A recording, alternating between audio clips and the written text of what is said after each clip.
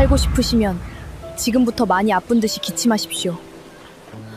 배고픔에 약초를 캐던 11살 산이는 자객에게 쫓기던 여인의 얼굴에 검붉은 약초즙을 바르고 동생의 얼굴에도 같은 약초물을 발랐지요. 그리고는 자객들이 들이닥치자 나리들 제발 도와주십시오. 어머니와 동생이 역질에 걸렸습니다. 자객들은 역질이란 말에 질겁해 물러났지만 산이는 자신이 살려낸 여인이 이 나라의 중전이라는 사실을 꿈에도 몰랐지요. 대체 중전은 왜 자객들에게 쫓기고 있었던 걸까요? 조선 야당꾼을 찾아주신 어르신들 감사합니다. 구독과 좋아요로 응원해주시면 오늘 사연 시작하겠습니다. 조선 팔도에서 가장 강한 권세를 누리는 가문을 꼽으라면 누구든 주저없이 좌의정 윤태경의 윤씨 가문을 꼽았습니다. 그의 친족과 측근들이 이조와 병조를 비롯한 조정의 요직을 두루 차지하고 있었으니 대신들조차 그 앞에서는 함부로 고개를 들지 못했던 것이지요.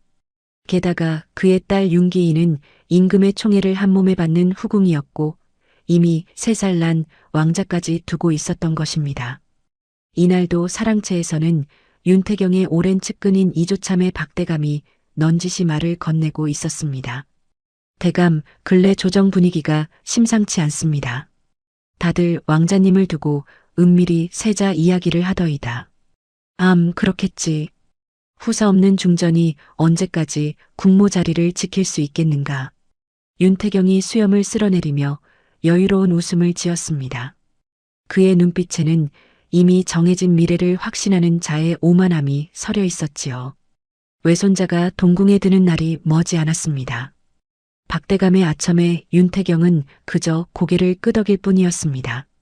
아직 세자로 책봉된 것도 아니었건만 조정 안팎에서는 이미 중전마마께 후사가 없으니 결국 윤기인 마마의 왕자가 동궁에 드시지 않겠는가 하는 말이 은밀히 오가고 있었던 것이지요.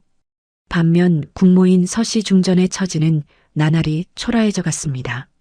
여러 해가 지나도록 잉태의 기미조차 없었으니 대신 부인들의 발걸음도 자연히 중궁전에서 멀어져 윤기인의 처소로 향하지 않았겠습니까? 임금이 중전을 특별히 박대하는 것은 아니었으나 궁이라는 곳은 원래 아이 없는 왕비와 왕자 낳은 후궁의 무게가 결코 같을 수 없는 법이었어요. 그러나 이 모든 권세 다툼과는 무관하게 저작거리 한 귀퉁이의 작은 집에서는 9살배기 사내 아이 하나가 조용히 자라나고 있었습니다. 아이의 이름은 산이, 내의원 의원 한도윤의 하나뿐인 아들이었지요. 아버지, 이건 무슨 약초입니까?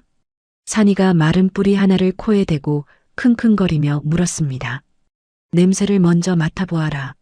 알싸하지 않느냐? 당귀 냄새와는 조금 다른데요. 그래, 그것이 강활이다. 냄새로 구별할 줄 알다니 우리 산이가 제법이구나. 한도윤이 흐뭇한 얼굴로 아들의 머리를 쓰다듬어 주었습니다. 산이는 그런 아비 곁을 떠나지 않았지요. 약방 한 구석에 쪼그려 앉아 아비가 약초를 고르는 손끝을 하염없이 바라보곤 했으니 감초의 달큰한 냄새와 부자의 매캐한 기운까지 눈을 감고도 구별해낼 수 있을 만큼 익숙해져 있었던 것입니다. 한도윤이 그렇게 아들에게 하나하나 약초 이름을 가르쳐준 데에는 나름의 연유가 있었습니다. 자신이 언제까지고 곁에 있어줄 수 없다는 것을 그는 어렴풋이 예감하고 있었던 것이었지요. 몇 달 전부터 그는 중전의 탕약에서 낯선 기운을 느끼고 있었으니까요.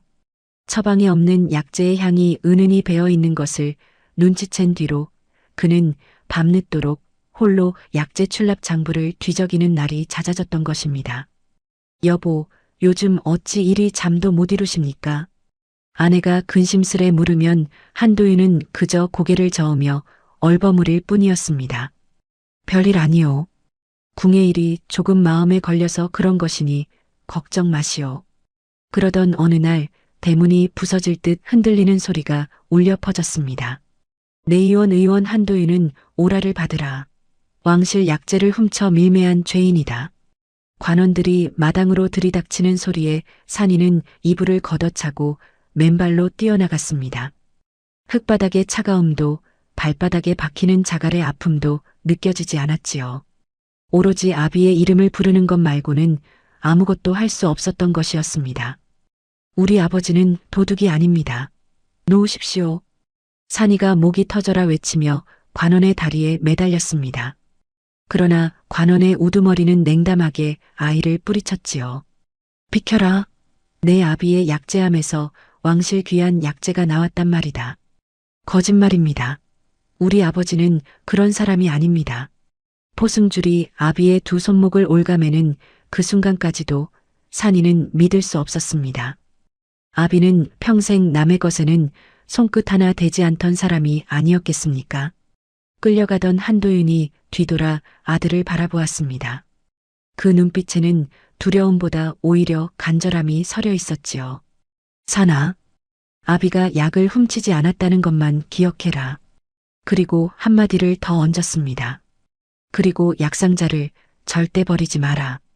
그 말이 무슨 뜻인지 9살 산이는 도무지 알 길이 없었습니다. 그저 아비가 어둠 속으로 끌려가는 뒷모습을 하염없이 바라볼 수밖에 없었던 것이었지요. 그리고 그것이 산이가 본 아비의 마지막 모습이 되고 말았습니다. 한도윤은 옥에서 모진 문초를 받으면서도 끝내 죄를 인정하지 않았습니다. 하지만 그 고집스러운 침묵이 오히려 그의 목숨을 앗아가고 말았으니 결국 한도윤은 옥중에서 숨을 거두고 말았던 것이에요. 세상에는 그저 왕실 약재를 훔친 도둑 의원이라는 이름 석자만 남게 되었습니다. 이때 아무도 알지 못했던 사실이 하나 있었습니다. 산이의 어미가 이미 임신 초기였다는 것이었지요. 8달이 지나 그녀는 딸아이를 낳았습니다. 이름은 달래. 하지만 남편 잃은 충격과 상고를 함께 이겨내기엔 그녀의 몸이 이미 너무도 쇠약해져 있었던 것이었지요. 결국 산후병을 이기지 못하고 어미마저 세상을 떠나고 말았던 것입니다. 10살도 채 되지 않은 산이에게는 이제 갓난 동생 하나만이 남겨졌습니다. 다행히 생전 한도윤과 오랫동안 약재 거래를 해왔던 노인 임석호가 남매를 자신의 산막으로 데려가 거두어 주었지요. 석호 어르신, 정말 저희를 거두어 주시는 겁니까? 산이가 눈물이 그렁그렁한 얼굴로 물었습니다. 내 아비가 도둑일 리 없다. 내가 그것 하나는 믿는다.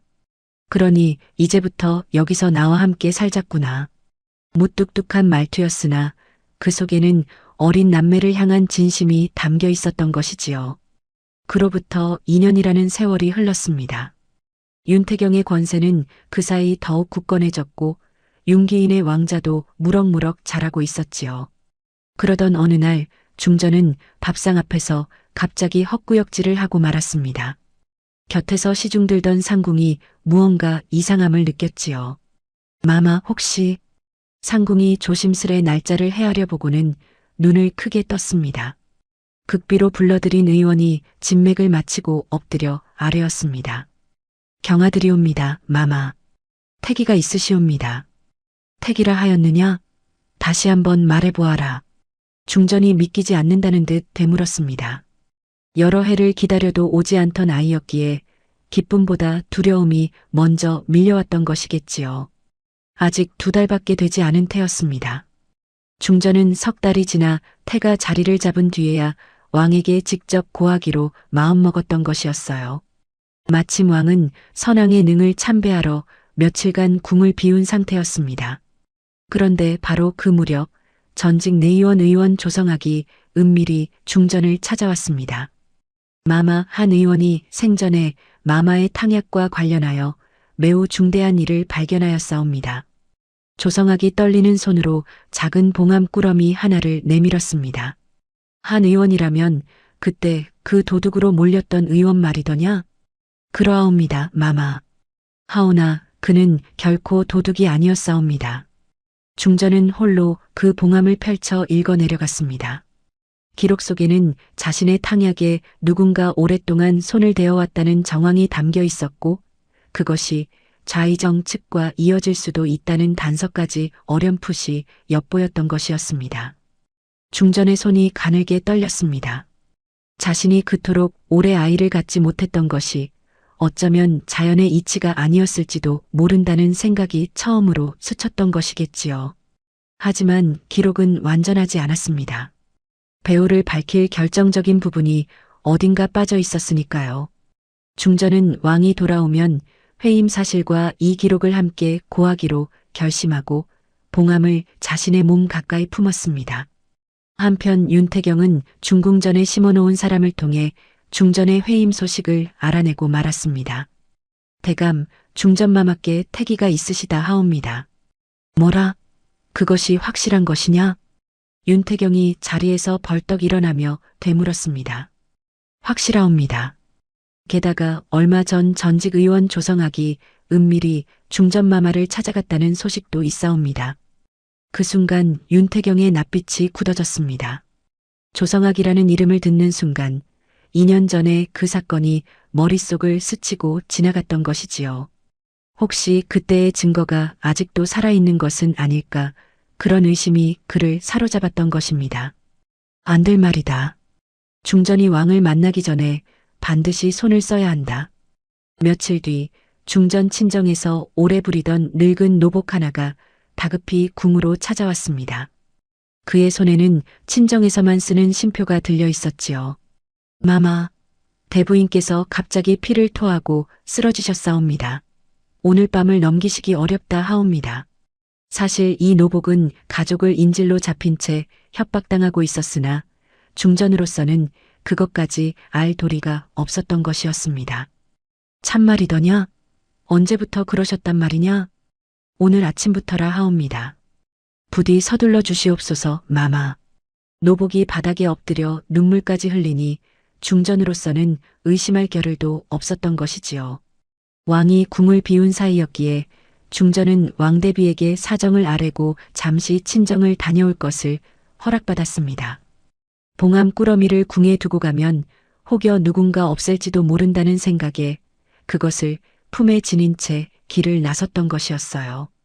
그러나 중전의 행렬이 외진 산길에 들어서는 순간 사방에서 복면을 쓴 자객들이 튀어나왔습니다. 호위 중 몇몇이 갑자기 동료들을 향해 칼을 겨누었으니 그제야 중전은 깨달았지요.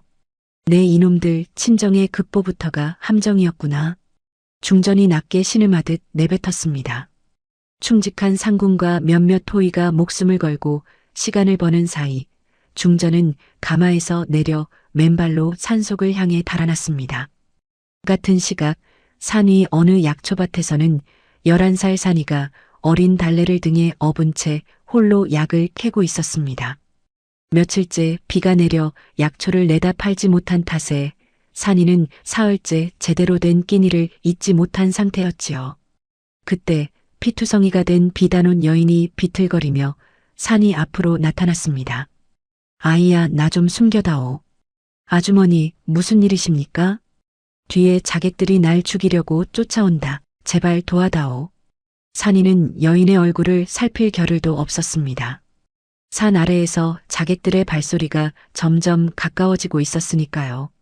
산이의 머릿속에 아비가 가르쳐준 붉은 즙, 나는 약초 하나가 번뜩 떠올랐습니다. 급히 그것을 뜯어 돌 위에 지니긴 뒤 여인의 얼굴과 목, 손등에 얼룩덜룩 발랐지요. 등에 엎인 달래의 볼과 목에도 같은 붉은 즙을 발랐습니다. 그리고 여인의 비단옷이 보이지 않도록 낡은 거적 한 장을 머리와 몸에 뒤집어 씌웠던 것입니다. 살고 싶으시면 지금부터 기침을 하십시오. 뭐라고? 기침하셔야 삽니다. 크게, 아프게요. 영문을 모르던 여인이 어색하게 기침을 토해내기 시작했습니다. 그 순간 등에 엎인 달래가 배고픔에 서럽게 울음을 터뜨렸으니 그 처량한 소리가 산속의 정적을 찢어놓지 않았겠습니까? 이윽고 자객들이 들이닥쳤습니다. 산이는 도망치기는커녕 오히려 그들을 향해 여인을 부축한 채 달려나갔습니다. 나리들, 제발 도와주십시오. 제 어머니와 동생이 역질에 걸렸습니다. 거적 밑에서 새어나오는 기침소리와 울음소리, 그리고 붉게 얼룩진 얼굴을 본 자객들의 낯빛이 순식간에 하얗게 질리고 말았습니다. 역질이라니 가까이 가지 마라. 자객 하나가 소리치며 뒷걸음질을 쳤습니다.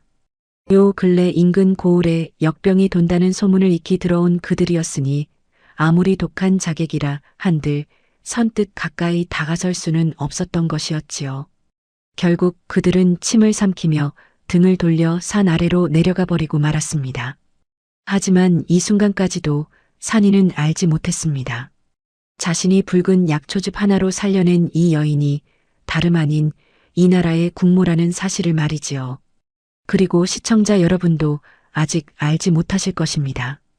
2년 전 한도윤이 왜 그토록 억울한 죽음을 맞아야 했는지, 그것이 지금 이 여인의 회임과 대체 어떤 끈으로 이어져 있는지 말이지요. 자객들이 완전히 산 아래로 사라진 뒤에도 산이는 한참 동안 가슴이 진정되지 않았습니다. 손끝이 덜덜 떨려 약초즙이 묻은 손을 몇 번이고 옷자락에 닦아냈으나 그 떨림은 좀처럼 가라앉지 않았던 것이었지요. 하지만 언제까지고 이 자리에 머물러 있을 수는 없는 노릇이었습니다. 산이는 정신을 가다듬고 여인을 부축했습니다. 아주머니, 걸으실 수 있으시겠습니까? 여기서 조금만 더 가면 저희가 사는 곳이 있습니다. 고맙다, 내 덕에 살았구나. 여인은 발을 절뚝이면서도 산이의 부축에 의지해 힘겹게 걸음을 옮겼습니다. 상처난 발바닥에서 피가 배어나 집신도 신지 못한 맨발 자국을 산길에 남기고 있었으니 그 걸음 하나하나가 얼마나 아팠을지 짐작이 가고도 남는 일이었습니다. 산이는 등에 업은 달래의 무게마저 잊은 채 여인이 넘어지지 않도록 온 신경을 곤두세웠던 것이었어요. 한참을 걸어 마침내 낡은 산막이 보이자 임석호가 문을 열고 나왔습니다. 늘 무뚝뚝한 얼굴이던 그였으나 피투성이 비단 옷을 입은 낯선 여인을 보는 순간 그 표정이 대번에 굳어지지 않았겠습니까? 산아, 이게 대체 무슨 일이냐? 이 여인은 누구시냐? 어르신, 자세한 건 나중에 말씀드리겠습니다. 지금은 일단 상처부터 봐야 합니다. 석호는 여인의 옷감을 스치듯 살펴보고는 눈빛이 예리해졌습니다. 낡고 해진 서민의 옷이 아니라 아무리 찢어지고 흙이 묻었어도 그 결이 예사롭지 않은 고급 비단이었으니까요. 게다가 말투 하나하나에서도 범상치 않은 기품이 묻어났던 것이었습니다. 필시 예사 양반가 부인은 아닐 것이라고 석호는 속으로 짐작했지요. 일단 안으로 드시지요. 무엇이 됐든 사람부터 살리고 봐야 하지 않겠습니까? 산이는 아비에게 배운 대로 능숙하게 움직였습니다. 개울물을 길어와 여인의 상처를 씻어내고 지혈에 좋은 약초를 절구에 찧어 상처마다 붙여주었지요. 11살 아이의 손놀림이라고는 믿기지 않을 만큼 정확하고 능숙했으니 여인은 그 모습을 가만히 지켜보며 놀라움을 감추지 못했던 것이었습니다. 내 손이 참으로 야무지구나. 누가 내게 이런 것을 가르쳐 주었느냐? 산이는 잠시 손을 멈추었습니다. 아비 이야기를 꺼내는 것이 여전히 두려웠던 것이지요. 도둑 의원의 아들이라는 말을 듣게 될까봐 그동안 낯선 사람 앞에서는 좀처럼 아비 이야기를 하지 않았던 것이었어요. 하지만 이 여인의 눈빛에는 이상하리만치 진심 어린 궁금함이 담겨 있었으니 산이는 조심스레 입을 열었습니다. 돌아가신 아버지께 배웠습니다. 내 아비도 의원이었단 말이냐? 예, 내의원에서 의원으로 계셨습니다. 이름이 무엇이었느냐? 산이는 다시 한번 망설였습니다. 그 이름을 말하는 순간 이 여인마저 자신을 도둑의 자식으로 볼지도 모른다는 두려움이 가슴을 짓눌렀던 것이지요. 하지만 이제와 숨긴들 무슨 소용이 있겠습니까? 산이는 결국 낮은 목소리로 답했습니다. 저희 아버지의 함자는 한도윤입니다. 그 순간 여인의 얼굴빛이 순식간에 하얗게 변하고 말았습니다. 한도윤? 정녕 그 이름이 맞느냐? 예, 맞습니다. 그런데 어찌 그러십니까? 내가 정녕 그 한 의원의 아들이란 말이냐? 여인의 목소리가 가늘게 떨렸습니다. 산이는 영문을 알 수 없어 그저 눈만 크게 뜬 채 여인을 바라볼 뿐이었지요. 대체 이 낯선 여인이 어찌하여 아비의 이름을 알고 있는 것인지, 그것도 저리 놀란 얼굴로 되묻는 것인지 도무지 짐작이 가지 않았던 것이었습니다. 바로 그때 곁에서 여인의 소지품을 정리하던 석호의 손끝이 무언가에 멈추었습니다. 찢어진 옷자락 사이로 작은 폐물 하나가 드러났는데 그것은 궁궐 내에서만 쓰이는 표식이 새겨진 물건이었지요. 석호의 눈이 크게 뜨였습니다. 마마, 설마. 석호가 떨리는 목소리로 웅얼거리자 여인은 더 이상 신분을 숨길 수 없다는 것을 깨달은 듯 조용히 한숨을 내쉬었습니다. 그러하다. 나는 이 나라의 중전이다. 산이와 석호는 그 자리에서 얼어붙고 말았습니다. 석호가 황급히 바닥에 엎드리려 하자 중전이 손을 들어 막았지요.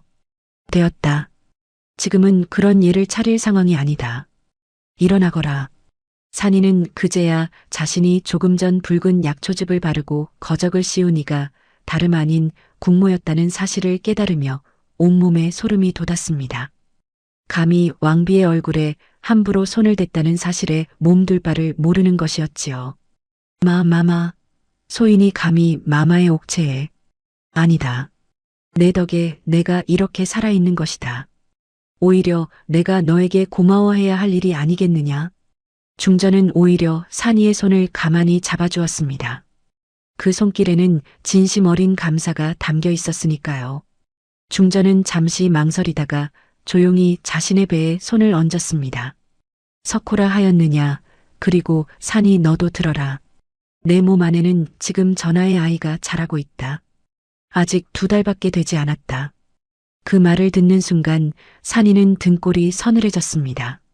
그렇다면 조금 전 그 자객들은 중전 한 사람만이 아니라 뱃속의 아이까지 노리고 있었다는 뜻이 아니겠습니까? 대체 무엇이 저들로 하여금 국모와 그 뱃속 아이의 목숨까지 노리게 만든 것인지 산이는 도무지 헤아릴 수 없었던 것이었습니다. 산이는 조심스레 물었습니다. 마마, 한 가지만 여쭙겠습니다. 어찌하여 제 아버지의 이름을 알고 계신 것입니까? 중전은 잠시 눈을 감았다가 뜨더니 품속에서 작은 봉암 꾸러미 하나를 꺼내 보였습니다. 이것을 보아라. 며칠 전 조성학이라는 전직 의원이 내게 가져다 준 것이다. 내 아비가 생전에 남긴 기록이라 하더구나. 산이의 손이 가늘게 떨렸습니다. 봉암을 풀자 그 안에서 낯익은 필체가 드러났으니 틀림없는 아비의 글씨였던 것이지요. 중전이 천천히 기록의 내용을 읽어주었습니다. 여기 보면 내 아비는 내 탕약에 처방에도 없는 약재가 계속 들어가고 있다는 것을 발견했다고 적어놓았다.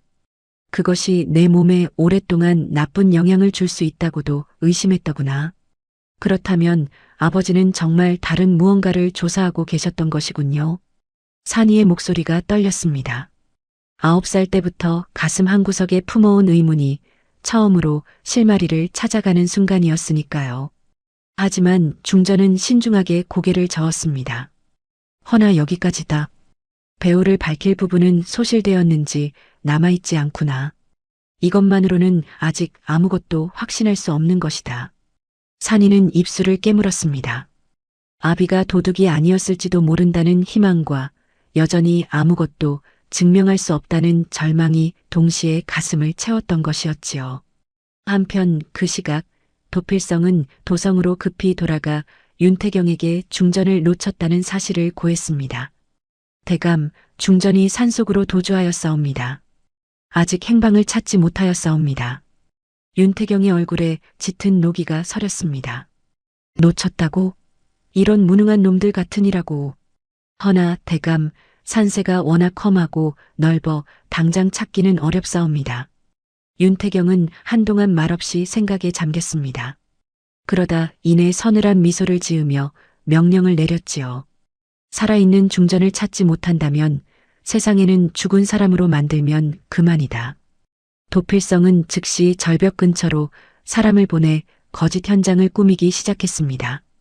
습격 중에 확보한 중전의 찢어진 옷자락에 짐승의 피를 묻혀놓고 신발 한 짝과 왕실 폐물 하나를 절벽 아래 바위 틈에 떨어뜨려 놓았지요. 그리고 매수된 호위 한 명을 살려보내 그로 하여금 궁에 돌아가 거짓 증언을 하도록 시켰습니다. 중전마마께서 자객을 피해 달아나시다가 절벽 아래 급류로 떨어지셨사옵니다. 소인이 두 눈으로 똑똑히 보았사옵니다. 능행에서 급히 돌아온 왕은 그 소식을 듣고 크게 흔들렸습니다. 대대적인 수색이 이루어졌으나 며칠이 지나도록 시신은 발견되지 않았지요. 급류가 워낙 거세니 시신이 멀리 떠내려갔을 것이라는 윤태경 측의 주장이 힘을 얻어갔고 결국 조정은 중전의 죽음을 공식적으로 받아들이기 시작했던 것이었습니다. 시신이 없으니 중전의 의복과 유품을 대신 관에 넣어 국장을 준비하게 되었던 것이지요. 며칠 뒤 약초를 팔러 마을에 내려갔던 석호가 창백한 얼굴로 산막에 돌아왔습니다. 마마, 큰일 났습니다. 저작거리에 방이 붙었사온데 무슨 방이더냐? 마마의 국장이 준비되고 있다 하옵니다. 마마께서 절벽에서 급류에 휩쓸려 돌아가셨다고 온 도성이 알고 있사옵니다. 중전은 그 자리에서 얼어붙고 말았습니다. 자신은 이렇게 멀쩡히 살아있는데 궁에서는 자신의 장례를 준비하고 있다니 이 얼마나 기막힌 일이겠습니까? 이것은 단순히 나를 해치려던 것이 아니었구나. 나를 아예 죽은 사람으로 만들어 다시는 궁으로 돌아가지 못하게 하려는 계획이었던 것이야. 산이가 다급히 말했습니다. 마마, 그렇다면 지금 당장 궁으로 가서 전하께 살아계시다는 것을 알려야 하지 않겠습니까? 아니 된다. 중전이 단호하게 고개를 저었습니다. 궁 안에 좌의정의 사람이 얼마나 있는지 나로서도 알 수가 없다. 만약 증거도 없이 몰래 나타났다가 또다시 습격을 당한다면 이번에는 정말로 모든 것이 끝나는 것이다. 산이는 입을 다물었습니다. 중전의 말이 옳다는 것을 알면서도 답답한 마음은 어쩔 수 없었던 것이었지요. 그날 밤 산이는 잠들지 못한 채 홀로 마당에 나와 앉았습니다. 하늘의 별을 올려다보며 아비가 끌려가던 그날의 마지막 말을 몇 번이고 되새겼습니다. 약상자를 절대 버리지 마라. 그 말이 대체 무슨 뜻이었을까요? 단순한 유품을 챙기라는 뜻이었을까요? 아니면 그 안에 무언가 숨겨진 것이 있었던 것일까요? 산이의 머릿속에 문득 한 가지 생각이 스쳤습니다. 아비는 늘 원칙을 지키던 사람이었으니 무언가 중요한 것을 남기려 했다면 가장 가까이 두던 물건 속에 숨겼을 법하지 않겠습니까? 산이는 곧장 방으로 들어가 석호를 깨웠습니다. 어르신, 아버지의 약상자가 아직 있습니까? 석호는 잠결에 눈을 비비며 산이를 바라보았습니다. 그야 물론 있다. 내가 하도 소중히 여기라 하여 이날까지 손도 대지 않고 보관해 두었느니라. 지금 그것을 좀 보여주실 수 있으시겠습니까? 석호는 산이의 눈빛에서 예사롭지 않은 기운을 느꼈던 것일까요? 두말 없이 자리에서 일어나 다락 깊숙한 곳에서 낡은 나무 상자 하나를 꺼내왔습니다.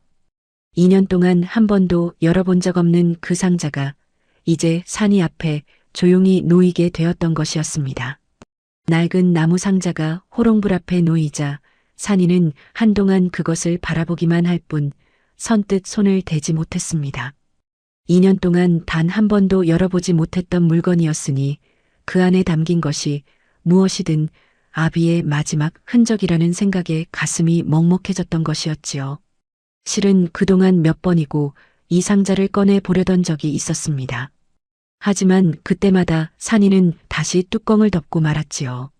상자를 열어 아무것도 나오지 않는다면 아비의 마지막 말조차 의미 없는 헛소리였다는 것을 인정해야 할까 두려웠기 때문이었습니다. 차라리 열어보지 않은 채 희망을 품고 사는 편이 나았던 것이었어요. 그러나 오늘은 달랐습니다. 중전이라는 아비의 이름을 알고 있는 이가 눈앞에 나타난 이상 더는 미룰 수 없는 노릇이었지요. 중전도 곁에 다가와 앉으며 조용히 지켜보았습니다. 열어보아라, 산아. 무엇이 들었는지 확인해야 하지 않겠느냐. 산이는 떨리는 손으로 뚜껑을 열었습니다. 안에는 낡아 빠진 약봉지 몇 개와 손때 묻은 약숟가락, 그리고 작은 약절구 하나가 전부였지요. 겉으로 보기에는 흔하디흔한 의원의 살림살이에 지나지 않았던 것이었습니다. 산이의 얼굴에 실망의 빛이 스쳤습니다. 이것뿐이란 말이냐? 중전이 실망한 기색을 감추지 못했습니다. 석호 역시 고개를 갸웃거리며 상자 안을 이리저리 살펴보았지요. 별다른 것이 없구나. 그저 평범한 약상자로구나. 산이는 약봉지 하나하나를 꺼내어 펼쳐보았습니다. 대부분 오래되어 삭은 약재 부스러기만 남아 있었고 특별한 것은 눈에 띄지 않았지요. 그러나 산이는 쉽게 물러서지 않았습니다. 아비가 죽기 직전 목숨이 오가는 그 절박한 순간까지 굳이 이 물건을 지키라고 당부했던 것을 떠올렸던 것이지요. 그것이 단순한 유품이었다면 어찌 그토록 절박한 얼굴로 남긴 말이었겠습니까? 산이는 상자를 이리저리 돌려보다가 문득 바닥을 손끝으로 가만히 두드려 보았습니다. 통, 통, 통. 그런데 한쪽 모서리를 두드릴 때마다 소리가 미묘하게 다르게 울리는 것이 아니겠습니까? 다른 곳은 나무의 두터운 울림이 났으나 유독 그 한쪽만은 속이 빈 듯한 가벼운 소리가 났던 것이었지요. 산이의 심장이 쿵하고 내려앉았습니다. 이것이었을까요? 이것이 아비가 말한 그 무엇이었던 것일까요? 어르신, 이쪽 좀 보아주십시오. 소리가 다릅니다. 석호가 다가와 손끝으로 두드려 보더니 눈빛이 예리해졌습니다. 오랜 세월 약재를 다뤄온 그의 손끝은 나무의 결과 두께를 감각적으로 알아차릴 수 있었지요. 참으로 그렇구나. 이건 밑판이 이중으로 되어 있는 듯하다. 석호는 조심스럽게 밑판의 가장자리를 손톱으로 눌러보았습니다. 처음에는 꿈쩍도 하지 않았으나 몇 번이고 다른 각도로 힘을 주자 밑판이 아주 미세하게 들리는 것이 느껴졌던 것이었지요. 산이는 숨도 제대로 쉬지 못한 채 그 모습을 지켜보았습니다. 밑판을 완전히 드러내자 그 아래에서 기름종이로 겹겹이 쌓인 얇은 문서 꾸러미 하나가 모습을 드러냈습니다. 산이는 손끝이 떨려 좀처럼 매듭을 풀지 못했지요. 몇 번이고 실패한 끝에야 겨우 기름종이를 벗겨낼 수 있었던 것이었습니다. 이것은 약재 수령표가 아니겠습니까? 문서에는 중궁전에 실제로 들어갔던 약재의 수령 기록과 거래 내역이 빼곡히 적혀 있었습니다. 날짜, 약재의 이름, 수량, 그리고 받아간 사람의 표시까지 한치의 흐트러짐 없이 정갈한 글씨로 기록되어 있었지요. 산이는 그 글씨체를 보는 순간 눈시울이 뜨거워졌습니다. 틀림없는 아비의 필체였던 것이지요. 중전이 자신이 가지고 있던 한도윤의 처방 기록을 함께 꺼내어 날짜를 하나하나 맞춰보기 시작했습니다. 이 날짜를 보아라. 그리고 이쪽의 처방 날짜와 비교해 보아라. 중전의 손끝이 가늘게 떨렸습니다. 처방에는 결코 존재하지 않던 약재가 정확히 같은 날짜에 중궁전으로 들어온 기록이 남아 있었던 것이었습니다. 우연이라 하기에는 너무도 정확하게 맞아떨어지는 것이 아니겠습니까? 한 번, 두 번, 세 번 날짜를 맞춰볼수록 그 일치는 결코 우연이 될 수 없다는 확신이 짙어져 갔습니다. 게다가 한 번에 많은 양이 들어온 것이 아니라 오랜 기간 조금씩 나눠 들어왔사옵니다. 산이가 문서를 훑으며 말했습니다. 석호도 그 약재의 이름을 알아보고는 낮게 신음했습니다. 이 약재라면 내 익히 아는 것이다. 젊었을 적 산에서 캐다가 약재상에 팔던 물건이지. 한두 번 먹는다고 크게 해가 되는 것은 아니나. 허나 어찌하여 그리 심각한 얼굴을 하십니까? 중전이 다급히 물었습니다. 여인이 오랜 기간 복용하면 몸이 차게 변하고 회임이 어려워지는 성질이 있사옵니다. 마마. 산에서 나이든 안악들 사이에서는 이 약초를 두고 아이를 밀어내는 풀이라 부르기도 하였사옵니다. 그 말을 듣는 순간 중전의 얼굴에서 핏기가 가시는 것이 아니겠습니까? 여러 해 동안 그토록 애타게 기다렸던 아이가 생기지 않았던 것이 자연의 이치가 아니라 누군가의 손길 때문이었을지도 모른다는 생각이 처음으로 확신에 가까워지는 순간이었던 것이었지요. 중전은 잠시 두 손으로 얼굴을 감쌌습니다. 그 어깨가 가늘게 떨리고 있었습니다. 내가 그토록 오랜 세월을 눈물로 지새운 것이 이것 때문이었단 말이냐? 중전의 목소리가 가늘게 떨렸습니다. 밤마다 홀로 침소에 앉아 왜 자신에게만 아이가 생기지 않는지 눈물로 지새웠던 그 숱한 밤들이 떠올랐던 것이겠지요. 산이는 그 모습을 바라보며 마음이 아팠으나 동시에 아비가 정말로 무언가 큰일을 밝혀내려 했다는 사실에 형언할 수 없는 감정이 북받쳐 올랐던 것입니다. 아비는 도둑이 아니었습니다. 아비는 오히려 국모를 구하려던 사람이었던 것이지요. 산이는 다시 문서를 자세히 살펴보았습니다. 수령표 한쪽 구석에는 약재를 실제로 받아간 사람의 이름과 표식이 작게 적혀 있었지요. 이 표식은 어디서 본 듯한데. 석호가 눈을 가늘게 뜨고 들여다보더니 이내 낮은 탄식을 내뱉었습니다. 이것은 좌이정댁 청지기의 표식이 아니냐. 내 예전에 약재상을 다니다 몇 번 마주친 적이 있어 익히 아는 얼굴이다. 성정이 고약하고 값을 후려치기로 소문난 자였지. 그 순간 방 안에 무거운 침묵이 흘렀습니다. 호롱불의 심지가 타들어가는 소리만이 방 안을 채웠지요. 산이는 문득 아비가 왜 이런 기록을 굳이 숨겨두었는지 그 이유를 조금씩 이해하기 시작했던 것이었지요. 아버지는 자신이 위험해질 것을 이미 알고 계셨던 것이 아니겠습니까? 그리 보이는구나. 단순히 결백을 증명하기 위함이 아니라 마마를 해치는 자들의 정체를 밝혀내려 하셨던 것이었어. 하지만 중전은 신중하게 고개를 저었습니다. 허나 이것만으로는 부족하다. 청지기가 약재를 받아갔다는 사실만으로 좌이정이 직접 명하여 내 탕약에 넣어라 시켰다는 것을 증명할 수는 없는 노릇이니까. 하오나 마마 이것으로도 충분히 죄를 물을 수 있지 않겠사옵니까? 산이가 답답한 마음에 목소리를 높였습니다. 성급한 결론은 오히려 저들에게 빠져나갈 구실만 줄 뿐이다. 좌이정은 조정 최고의 권세가이다. 이런 정도의 증거로는 청직이 혼자 저지른 일이라 발뺌하면 그만이니까. 중전의 말에 산이는 입을 다물었습니다. 억울함이 목구멍까지 차올랐으나 중전의 판단이 옳다는 것 또한 부인할 수 없었던 것이었습니다. 지금까지 얼마나 많은 힘없는 사람들이 이렇게 증거 부족으로 억울함을 풀지 못했던가를 생각하니 산이는 저도 모르게 주먹을 꽉 쥐었습니다. 조성학이라는 분이라면 더 알고 계신 것이 있지 않겠사옵니까? 산이가 조심스레 말을 꺼냈습니다. 중전이 고개를 끄덕였습니다. 그렇구나. 그가 살아있다면 반드시 더 많은 것을 알고 있을 것이다. 그는 내 아비의 오랜 선배였고 궁을 떠나기 전까지 함께 일했던 사람이니까. 석호가 신뢰하는 약재상을 통해 은밀히 연락을 넣었습니다. 혹시라도 윤태경의 눈에 띌까 두려워 약재상은 평소와 다름없는 얼굴로 도성을 오가며 조성학에게 짧은 정갈만을 전했지요. 며칠 뒤 조성학이 새벽녘 산길을 홀로 걸어 산막 근처까지 찾아왔습니다. 그의 얼굴은 몹시 초췌했고 옷자락 여기저기 흙이 묻어 있었으니 밤새 남의 눈을 피해 산길을 헤맨 흔적이 역력했던 것이었지요. 하지만 그 눈빛만은 오랜 세월 감춰온 무언가를 마침내 털어놓으려는 결연함으로 빛나고 있었던 것입니다.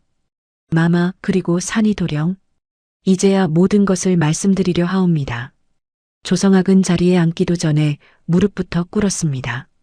그리고 2년 전의 일을 처음부터 천천히 풀어놓기 시작했습니다. 한 의원은 처음 마마의 탕약에서 처방과 다른 냄새를 맡고 이상함을 느꼈사옵니다.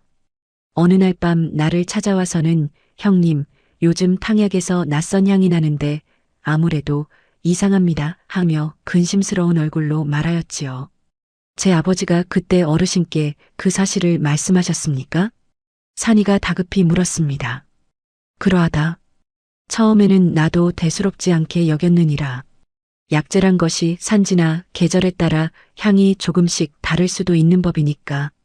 하지만 한 의원은 그 뒤로도 밤늦도록 약재 출납 장부를 뒤지더니 결국 처방에 없는 약재가 지속적으로 들어오고 있다는 것을 알아냈지요. 조성학은 잠시 말을 멈추고 숨을 골랐습니다. 그때의 기억이 아직도 생생한 듯 그의 눈가가 붉어졌지요. 한 의원은 그날 밤 나를 다시 찾아와 이르기를 누군가 중전마마께서 아이를 갖지 못하도록 하려는 것 같습니다 하며 몹시 두려운 얼굴로 말씀하셨느니라. 그리고 그 약재의 공급처가 좌이정 댁과 관련 있다는 것까지 거의 좁혀가고 있었던 것이었지. 그런데 어찌 더 알아내지 못하셨던 것입니까? 그런데 바로 그 다음 날 한 의원의 집과 약방에서 왕실 약재가 발견되며 체포되고 말았사옵니다. 나는 그때 이미 직감했느니라. 이것이 결코 우연이 아니라는 것을 말이지요.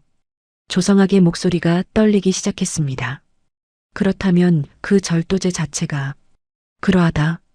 조사하던 의원의 입을 막기 위해 꾸며진 모함이었던 것이 틀림없다. 아마도 한 의원이 청지기의 이름을 알아냈다는 것을 저들이 눈치챈 것이겠지. 더 파고들기 전에 서둘러 입을 막아야 했던 것이야. 조성학은 고개를 떨구며 눈물을 흘렸습니다. 내 그때 좌의정의 권세가 두려워 입을 열지 못하였느니라. 만약 내가 그 자리에서 진실을 밝혔더라면 한 의원이 그리 허망하게 죽지는 않았을 것이다.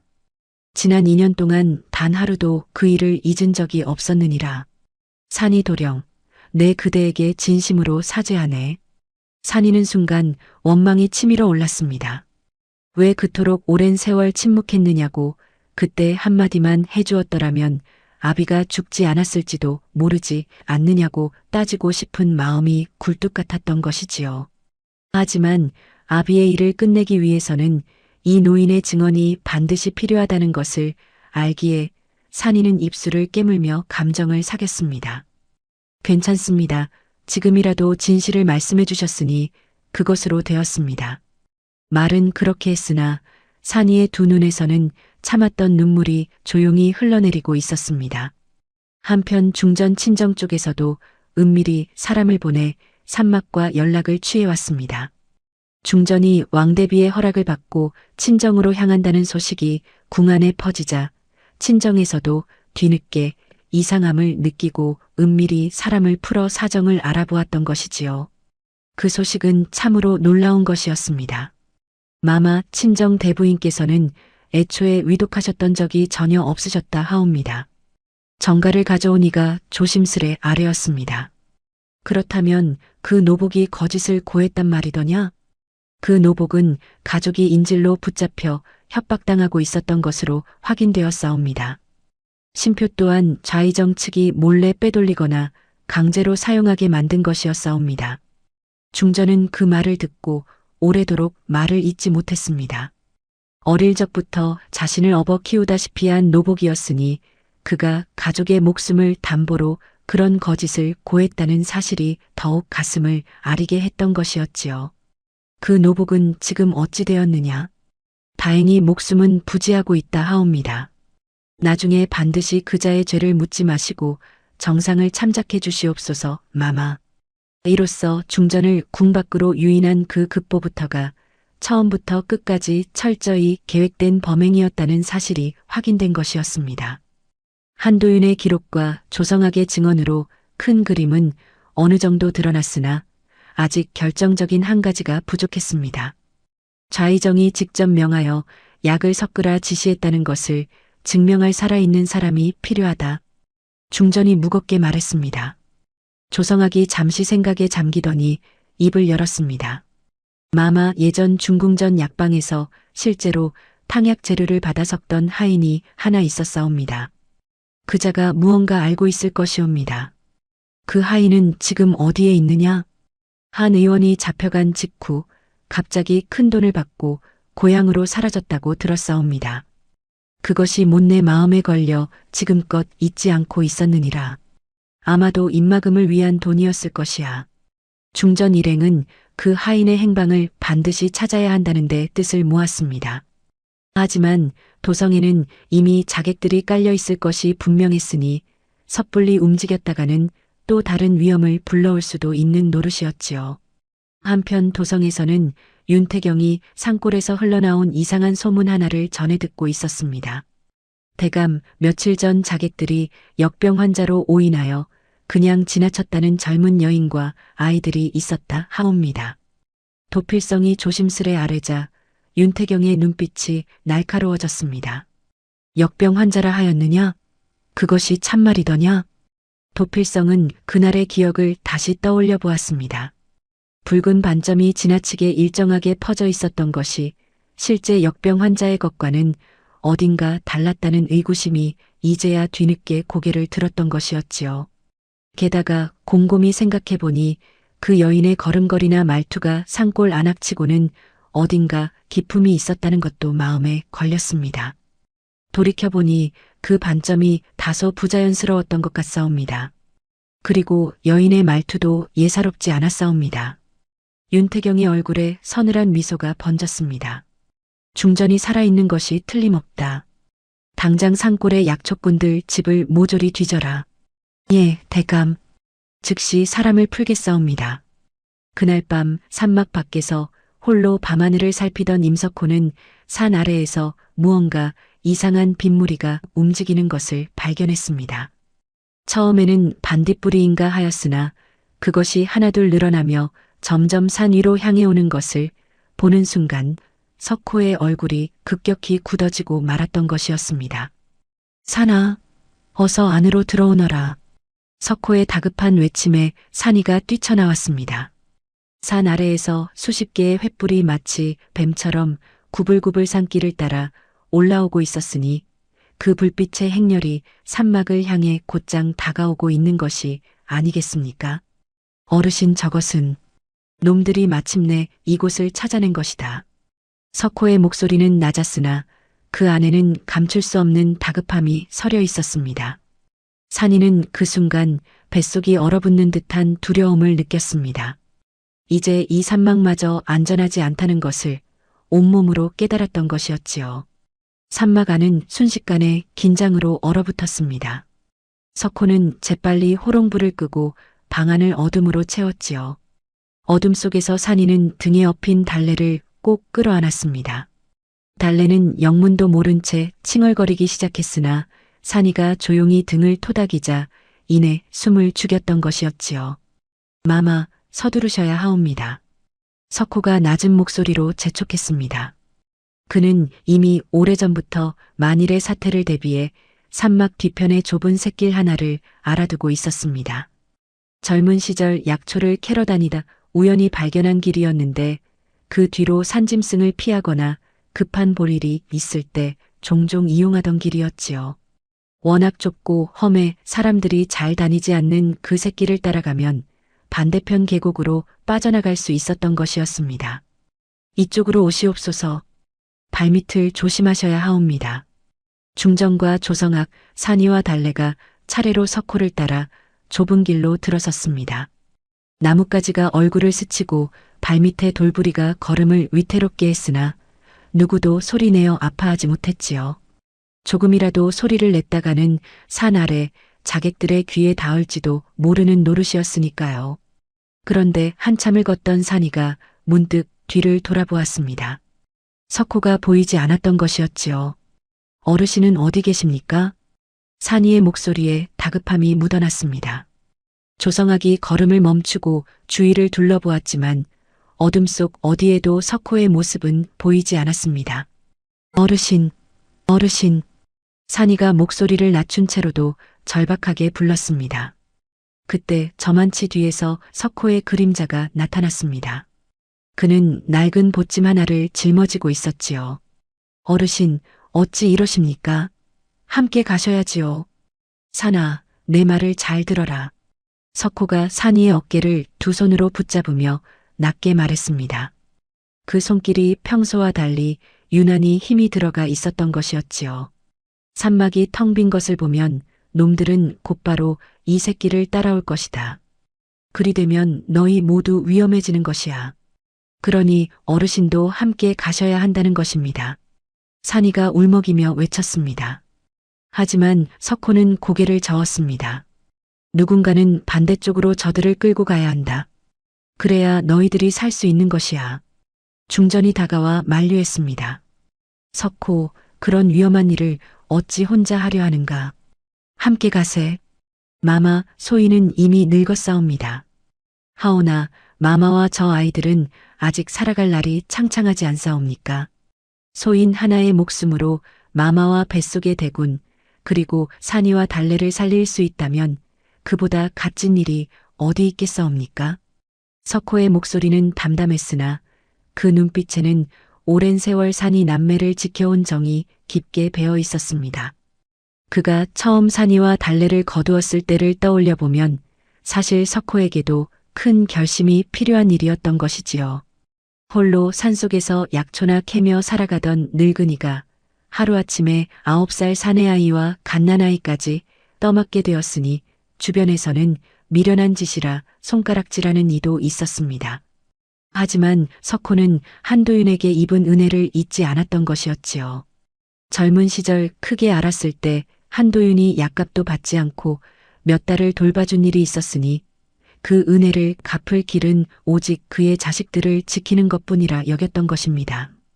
어르신, 산이의 눈에서 눈물이 흘러내렸습니다. 석호는 그런 산이의 머리를 거칠게 한번 쓰다듬고는 몸을 돌려 어둠 속으로 사라졌습니다. 석호는 중전이 걸쳤던 피 묻은 천조각 하나를 품에 지닌 채 반대편 산길로 발걸음을 옮겼습니다. 일부러 나뭇가지에 천조각을 걸어두고 발자국도 또렷하게 남기며 걸었지요. 자신이 마치 중전을 데리고 도망치는 것처럼 보이도록 하기 위함이었습니다. 멀리서 도필성의 무리가 산막에 다다랐을 때 그들이 발견한 것은 텅 빈 방과 아직 온기가 남은 화로뿐이었습니다. 놓쳤단 말이냐? 발자국을 쫓아라. 도필성의 명령에 자객들이 사방으로 흩어졌습니다.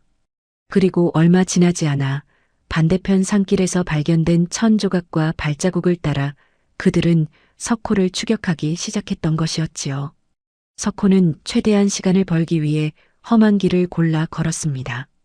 젊은 시절부터 수십 년을 오르내린 산이었으니 그 지역만큼은 누구보다 훤히 꿰고 있었던 것이었어요. 마침내 그는 절벽 사이에 놓인 낡은 나무 다리에 이르렀습니다. 그 다리는 오래전 나무꾼들이 걸어놓은 것으로 이제는 세월의 사가 밟을 때마다 삐걱거리는 소리가 났지요. 석호는 다리를 건넌 뒤 품속에서 낫을 꺼내 밧줄의 일부를 끊어 놓았습니다. 완전히 끊어버리면 오히려 저들이 눈치채고 다른 길을 찾을지도 모른다는 생각에 겉보기에는 멀쩡해 보이도록 절반만 끊어 놓았던 것이었지요. 사람이 딛는 순간 무너지도록 말입니다. 하지만 계산은 완전히 들어맞지 않았습니다. 자객 중 몇몇이 다리 앞에서 주춤거리는 사이 날쌘 자 하나가 먼저 건너뛰어 석호를 덮쳤던 것이었지요. 이놈 개 석거라. 석호는 미처 몸을 피하지 못하고 붙잡히고 말았습니다. 도필성이 뒤늦게 도착해 그를 내려다보며 차갑게 물었습니다. 중전은 어디 있느냐? 석호는 대답하지 않았습니다. 말하지 않으면 내 목숨이 위태로울 것이다. 이미 늙어 죽을 날만 기다리던 몸이다. 내 놈들이 어찌 협박한들 무엇이 두렵겠느냐? 도필성의 눈빛이 사나워졌습니다. 그는 부하들에게 석호를 매질하도록 명했습니다. 석호는 신음을 삼키면서도 끝내 입을 열지 않았지요. 그의 머릿속에는 오직 한 가지 생각뿐이었습니다. 조금이라도 더 시간을 버텨야 한다는 것, 그것 하나였던 것이었어요. 결국 자객들은 석호에게서 아무것도 얻어내지 못한 채 크게 다친 그를 그대로 버려두고 다시 흔적을 찾아 흩어졌습니다. 한편 중전 일행은 어느 정도 거리를 확보한 뒤 잠시 숨을 골랐습니다. 조성학이 뒤쫓는 발소리가 더는 들리지 않는 것을 확인하고서야 겨우 안도의 한숨을 내쉴 수 있었던 것이었지요. 이제 놈들이 완전히 다른 길로 빠진 듯하옵니다. 하지만 산이는 마음이 편치 않았습니다. 석호를 홀로 두고 왔다는 사실이 자꾸만 가슴을 짓눌렀던 것이지요. 저는 어르신을 찾으러 가야겠습니다. 산아, 아니 된다. 위험하다. 중전이 만류했으나 산이는 듣지 않았습니다. 어르신은 저와 달래를 키워주신 분입니다. 아버지, 어머니에 이어 그마저 잃을 수는 없습니다. 산이의 눈빛이 워낙 결연했기에 조성학이 결국 함께 가기로 했습니다. 중전은 달래를 품에 안은 채 그 자리에서 기다리기로 하였고 산이와 조성학은 왔던 길을 되짚어 조심스럽게 돌아갔던 것이었습니다. 한참을 걸어 나무다리 근처에 이르렀을 때 산이는 쓰러져 있는 석호를 발견했습니다. 어르신, 산이가 달려가 그를 안았습니다. 석호의 몸은 이미 여러 군데 크게 다친 상태였고 숨소리도 몹시 거칠었지요. 조성학이 급히 그의 상처를 살펴보았으나 이미 손을 쓰기에는 너무 늦은 상황이었습니다. 어르신, 정신 차리십시오. 제가 왔습니다. 산이가 울부짖듯 외쳤습니다. 석호는 흐릿해지는 눈으로 산이를 바라보며 힘겹게 미소를 지었습니다. 사나 왔느냐? 어르신, 죄송합니다. 제가 어르신을 혼자 두고 가서. 아니다, 잘하였다. 석호의 목소리는 점점 가늘어졌습니다. 그는 마지막 힘을 짜내어 산이의 손을 붙잡았습니다. 달래 밥 굶기지 마라. 거창한 유언이 아니었습니다. 그저 늘 산이에게 입버릇처럼 하던 말, 산이가 배를 고르면서도 동생 먼저 챙기는 것을 볼 때마다 안쓰러워하며 하던 그 말이었지요. 하지만 그 평범한 한마디가 산이의 가슴을 갈기갈기 찢어놓았던 것이었습니다. 어르신, 어르신. 산이가 목 놓아 불렀으나 석호는 더 이상 답하지 않았습니다. 아버지를 잃고 어머니를 잃고 이제는 자신을 친손주처럼 키워준 이 사람마저 잃고 만 것이었지요. 산이는 그 자리에 주저앉아 어린아이처럼 울음을 터뜨렸습니다. 그것은 11살 아이가 감당하기에는 너무도 벅찬 슬픔이었던 것이었어요. 뒤늦게 도착한 중전도 그 모습을 보며 눈물을 흘렸습니다. 자신과 뱃속의 아이 때문에 평범한 산골 노인이 목숨을 잃었다는 죄책감이 가슴을 무겁게 짓눌렀던 것이지요. 내 반드시 이 은혜를 잊지 않을 것이다. 중전은 낮게 다짐했습니다. 살아 돌아갈 수 있다면 반드시 이 노인의 희생을 세상에 알리고 그 은혜를 갚겠노라고 말이지요. 일행은 슬픔을 뒤로한 채 석호를 근처에 임시로 묻어주고 다시 길을 떠날 수밖에 없었습니다. 도성 외곽에 이른 일행은 조성학의 기억을 더듬어 예전 중궁전 약방 하인의 행방을 수소문하기 시작했습니다.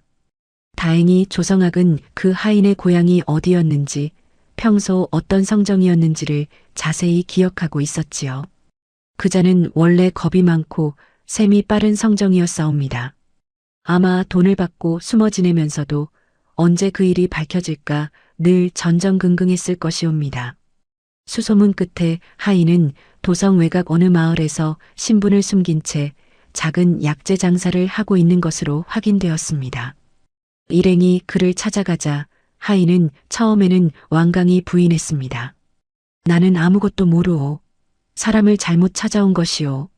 하지만 산이가 약상자에서 발견한 수령표를 내밀고 조성학이 당시의 정황을 하나하나 짚어가며 말하자 하인의 얼굴빛이 점점 창백해졌습니다. 이걸 어찌. 이제 와서 숨긴다 한들 무슨 소용이 있겠느냐. 진실을 말하지 않으면 너 역시 이 모든 죄를 뒤집어 쓰게 될 것이다. 조성학의 말에 하인은 결국 무너지고 말았습니다. 말씀드리겠소. 모두 말씀드리겠소. 하인은 떨리는 목소리로 자백하기 시작했습니다. 좌이정댁 청지기가 정기적으로 약재와 돈을 가져왔소. 중전마마의 보약에 조금씩 넣되 한꺼번에 많은 양을 쓰지 말라는 지시를 받았소이다. 많은 양을 쓰면 몸에 이상이 생겨 발각될 수 있다며 반드시 조금씩만 나눠 넣으라 하였소. 그렇다면 제 아버지가 그것을 눈치채신 것도 사실이란 말이오?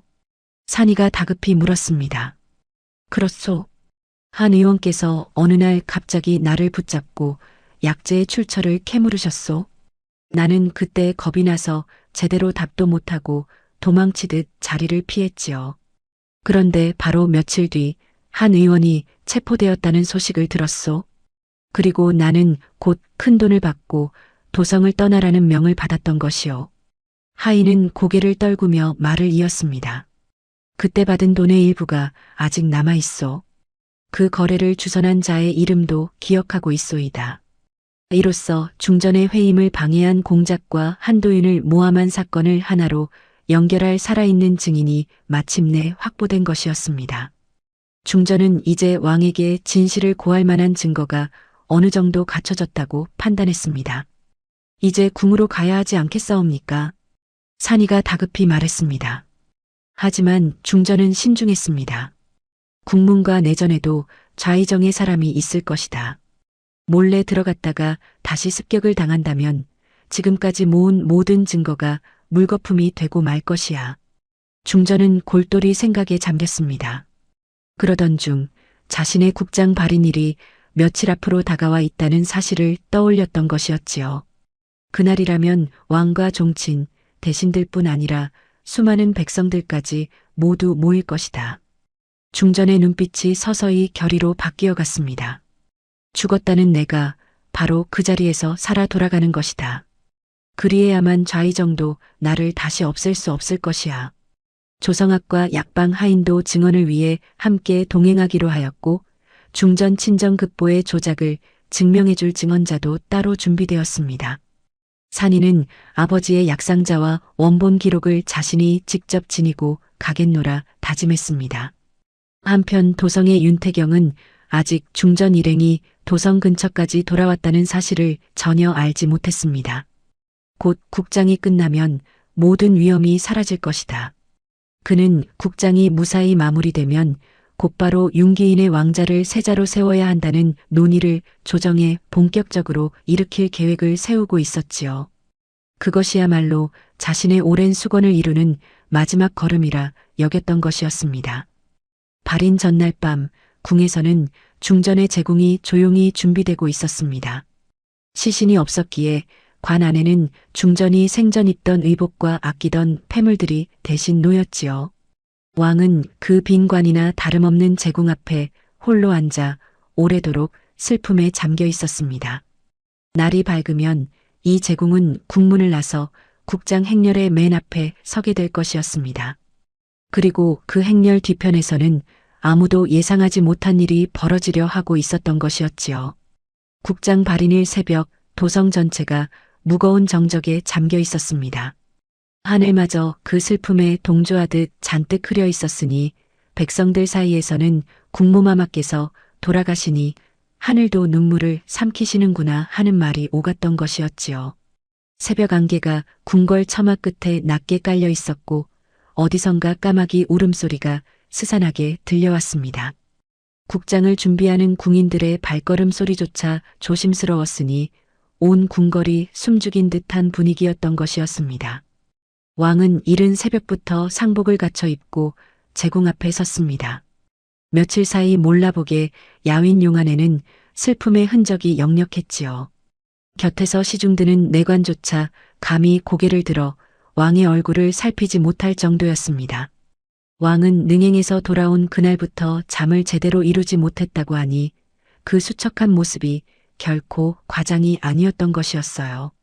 밤마다 중전과 함께했던 지난 세월을 떠올리며 홀로 눈물 찢는 왕의 모습을 몇몇 내관들은 문틈으로 훔쳐보며 함께 마음 아파했다고 하지요. 대신들과 종친들이 하나둘 모여들었습니다. 궁녀와 내관들도 소복 차림으로 줄지어 섰고 국문 밖대로에는 국장 행렬을 보려는 백성들이 이른 새벽부터 몰려들어 있었지요. 저마다 국모의 마지막 가는 길을 배웅하겠다는 마음으로 나온 이들이었습니다. 흰 소복을 입은 백성들의 행렬이 국문 밖까지 길게 이어져 있었으니 그 광경만으로도 중전이 생전 백성들 사이에서 얼마나 어질다는 평판을 얻고 있었는지 짐작할 수 있는 노릇이었지요. 윤태경 역시 조복을 갖춰 입고 대신들 사이에 자리했습니다. 겉으로는 침통한 표정을 짓고 있었으나 속으로는 전혀 다른 생각이 자리 잡고 있었지요. 그는 몇 번이고 속으로 되뇌었습니다. 이제 이 국장만 무사히 끝나면 자신의 오랜 계획이 마침내 완성되는 것이라고 말이지요.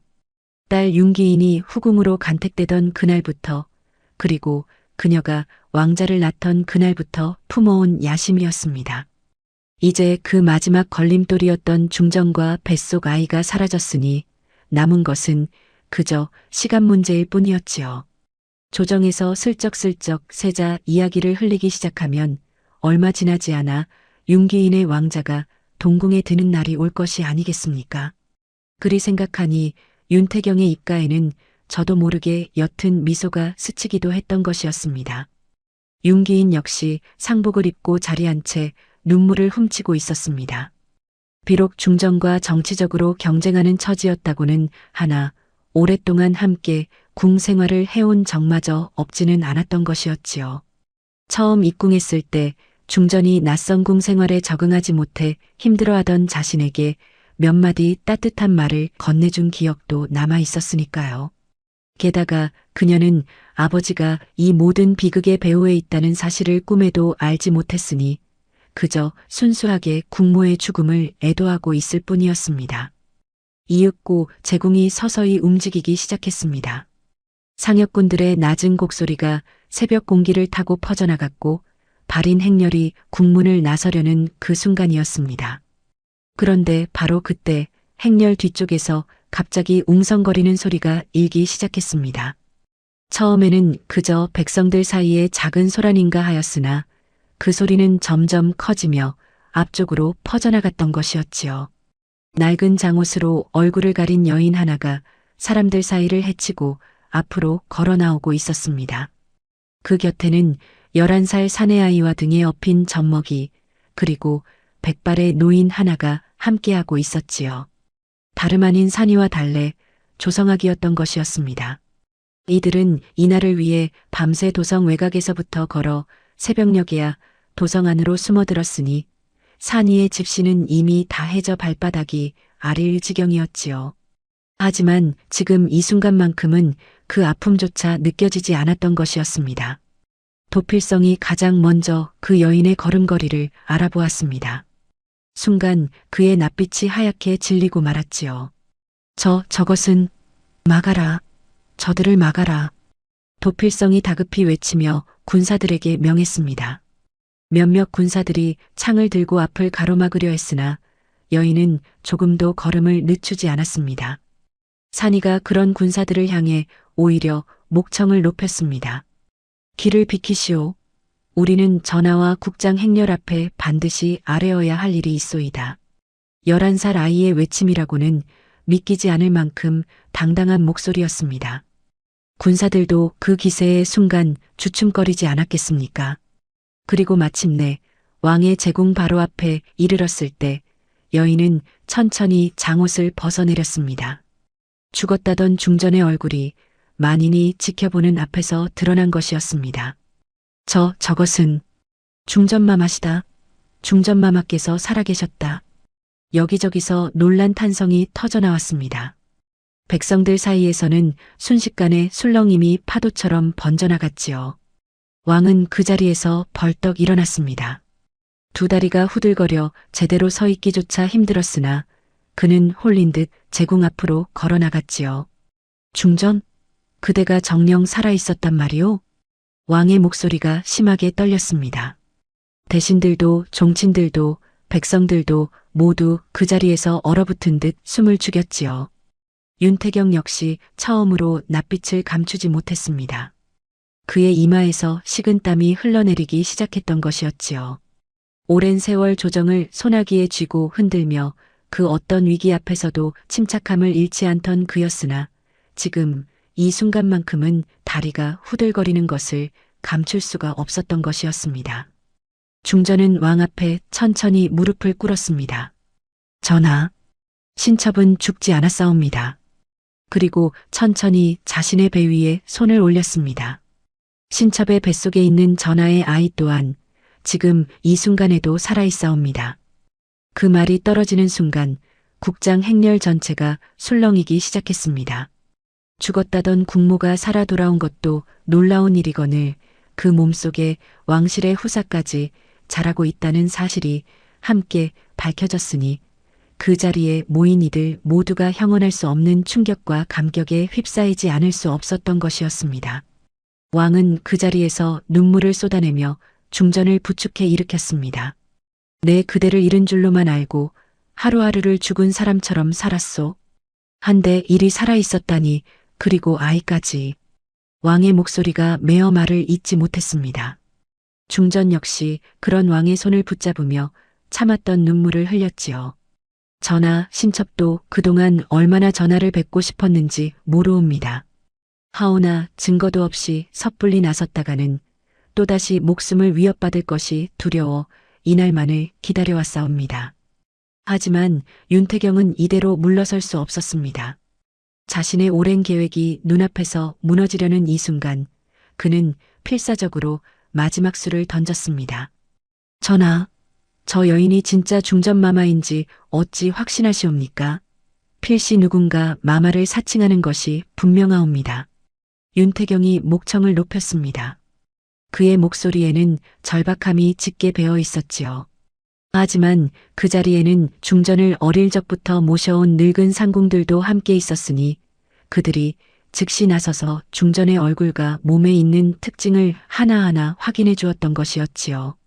틀림없사옵니다, 전하. 소인이 어찌 마마의 얼굴을 몰라보겠사옵니까? 마마의 왼쪽 눈썹 끝에 있는 작은 점까지도 소인이 어릴 적부터 배워온 그대로이옵니다. 상황이 불리해지자 윤태경은 말을 바꾸었습니다. 그렇다면 필시 산적들에게 납치되었다가 이제야 겨우 풀려나신 것이 아니겠사옵니까? 참으로 다행스러운 일이옵니다. 그의 목소리에는 억지스러운 안도가 배어 있었으나 그 눈빛만은 여전히 계산으로 분주하게 움직이고 있었던 것이었습니다.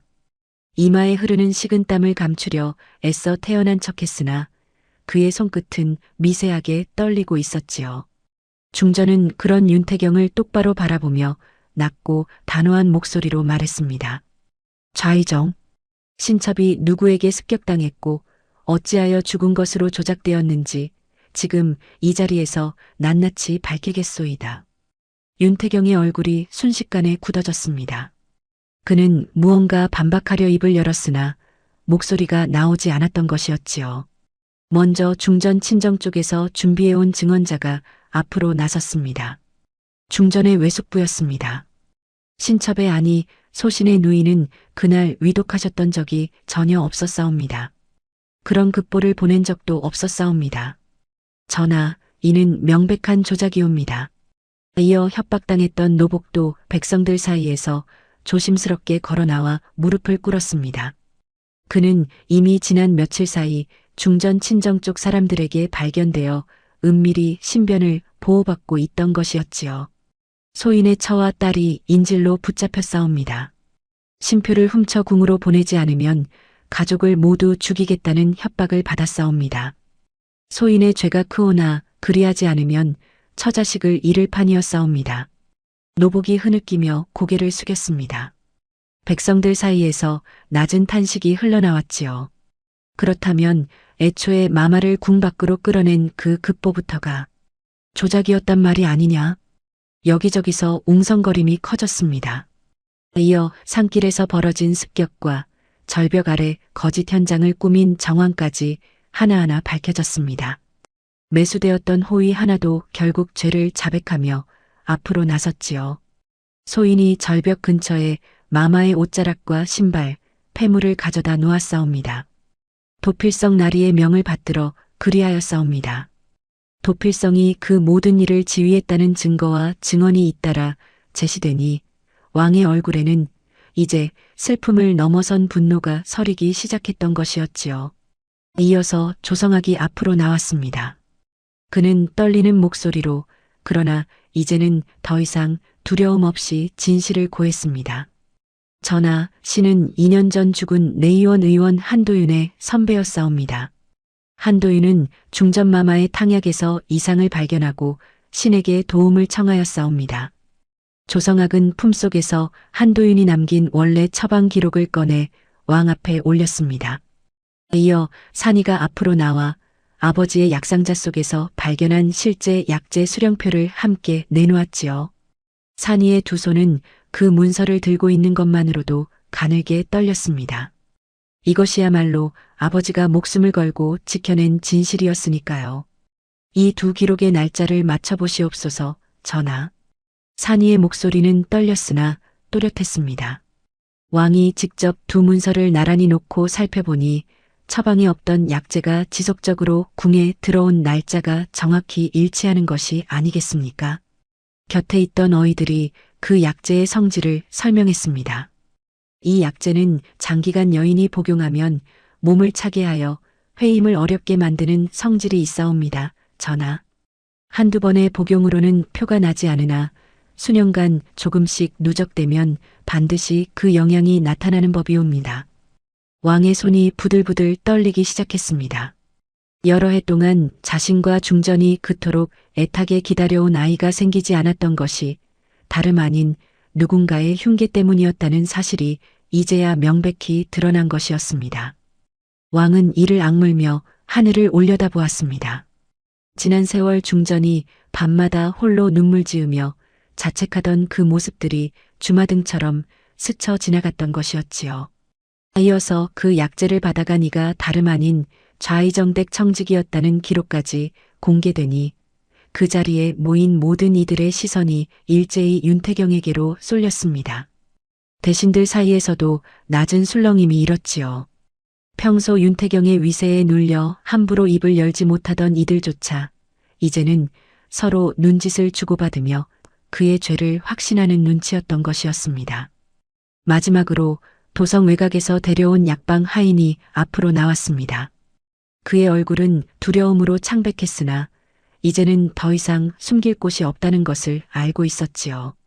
전하신이 모든 것을 자백하게 싸웁니다. 하인은 떨리는 목소리로 말을 이었습니다. 좌의정댁 청지기로부터 돈과 약재를 받아 중전마마의 보약에 조금씩 그 약재를 섞어 싸웁니다. 한꺼번에 많이 쓰면 발각될까 저어하여 오랜 기간 조금씩 나누어 넣으라는 지시를 받았사옵니다. 그렇다면 한도윤이 그것을 알아챈 것도 사실이더냐? 왕이 물었습니다. 그러하옵니다, 전하. 한 의원께서 어느 날 신을 붙잡고 약재의 출처를 캐물으셨사옵니다. 신은 그때 겁이 나서 제대로 답도 하지 못하고 도망치듯 자리를 피하였사옵니다. 그리고 바로 며칠 뒤 한 의원께서 왕실 약재 절도범으로 체포되셨다는 소식을 들었사옵니다. 신 역시 그 직후 큰돈을 받고 도성을 떠나라는 명을 받았사옵니다. 하인은 품속에서 낡은 은자 몇 냥과 당시 거래를 주선했던 자의 이름이 적힌 쪽지를 꺼내 올렸습니다. 이것이 그때 받은 돈의 일부이옵니다. 신이 죄가 두려워 차마 다 쓰지 못하고 지금껏 숨겨두었사옵니다. 이로써 한도윤의 집에서 발견되었던 왕실 약재조차 그의 입을 막기 위해 미리 심어놓은 것이었을 가능성이 명백해진 것이었습니다. 왕은 주먹을 부들부들 떨며 윤태경을 노려보았습니다. 좌의정, 그대가 대체 무엇을 위해 이런 끔찍한 짓을 저질렀단 말이오. 그대의 외손자를 세자로 만들기 위해 국모의 후사를 막고 충직한 의원의 목숨까지 앗아갔단 말이오. 궁지에 몰린 윤태경은 마지막 발악처럼 산이를 향해 손가락질했습니다. 전하, 저 아이의 아비는 왕실 약재를 훔친 죄인이었사옵니다. 저런 도둑의 자식이 하는 말을 어찌 믿으실 수 있단 말이옵니까? 그 말이 떨어지는 순간 산이의 눈빛이 형형하게 빛났습니다. 9살 때부터 지금까지 도둑의 자식이라는 말을 들을 때마다 삼켜왔던 그 모든 억울함이 한꺼번에 터져 나오는 순간이었지요. 지난 2년간 저작거리에서 산속 마을에서 사람들이 뒤에서 수군거리던 그 모든 손가락질을 참아왔던 산이었습니다.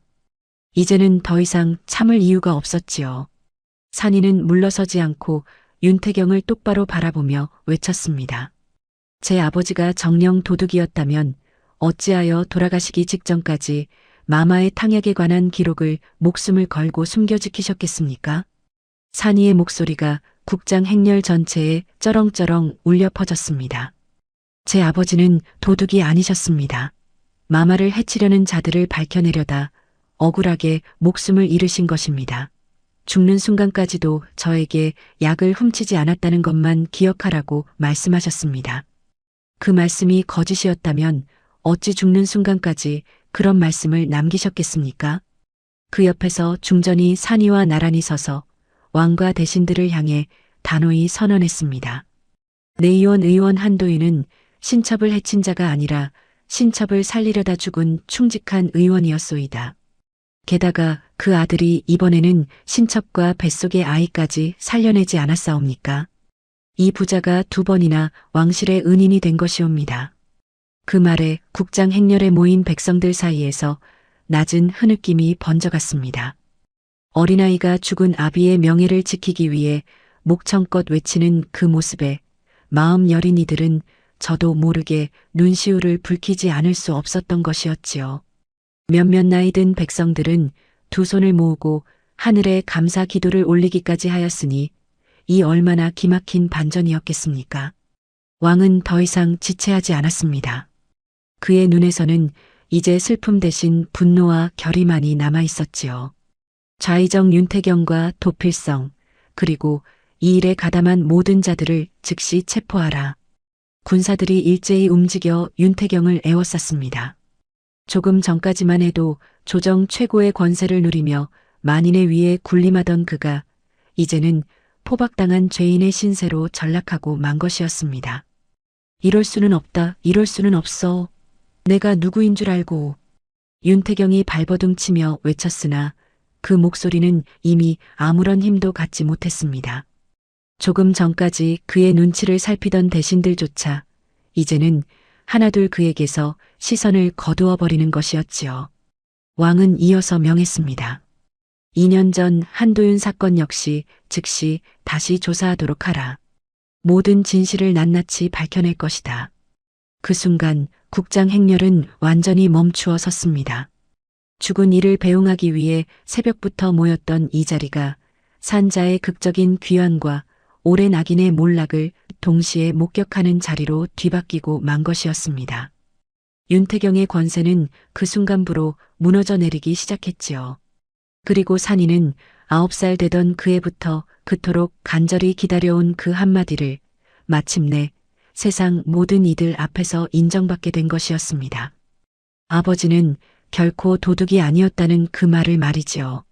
국장 자리에서 벌어진 그 놀라운 소동은 채 하루도 지나지 않아 도성 전체에 파다하게 퍼져나갔습니다. 죽었다던 중전이 자신의 발인 행렬 앞에 살아 나타났다는 소식은 저작거리 밥집에서도 우물가에서도 온통 이 이야기뿐이었으니까요. 사람들은 저마다 하늘이 무심치 않으셨구나 하며 감탄을 금치 못했던 것이었지요. 왕명이 떨어지자 의금부에서는 지체 없이 대대적인 조사에 착수했습니다. 한도윤이 남긴 원래 처방 기록과 산이가 약상자 속에서 발견한 실제 약재 수령표, 그리고 윤씨 집안과 연결되는 거래 흔적, 조성학의 증언, 약방 하인의 자백까지 모든 자료가 하나하나 대조되었지요. 의금부 도사들이 밤낮 없이 매달려 사건을 재구성한 결과 그 전모가 실오라기 하나 빠짐없이 드러나게 되었던 것이었습니다. 한도윤의 집에서 발견되었던 그 왕실 약재 역시 윤태경 측 사람이 미리 몰래 심어놓았던 것으로 최종 확인되었습니다. 당시 심부름을 맡았던 하인 하나가 자신도 모르게 그 일에 가담했다는 사실을 뒤늦게 자백했으니 이로써 한도윤에게 씌워졌던 절도죄의 실체가 완전히 드러난 것이었지요.